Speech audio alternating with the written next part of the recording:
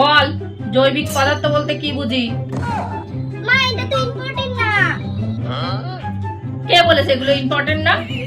স্কুলের স্যার বলেছে? না বলেনি, কিন্তু আমি জানি মা এগুলো ইম্পর্টেন্ট না।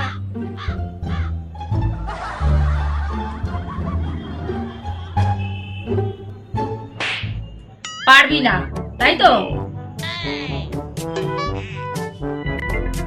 ঠিক আছে, যেগুলো তোর পড়া আছে সেগুলো থেকে ধরছি। ঠিক আছে মা, ধরো। বল, মালভূমি বলতে আমরা কি বুঝি? এটা প্রথম প্রশ্নটা না তো মা, এটা তো 3 নম্বর প্রশ্নটা। কেন? তোর ইচ্ছা মতো প্রশ্ন দেবে নাকি? কোনটা আগে কোনটা পরে সেটা কি স্কুল তোকে জিজ্ঞাসা করে দেবে নাকি? বল শিগগিরই।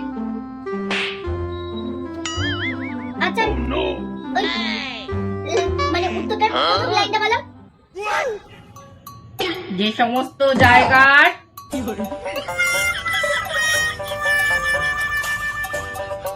দুদিন পর পরীক্ষা, এখন 1 লাইন বলে দাও, 2 লাইন বলে দাও। আজকে তোকে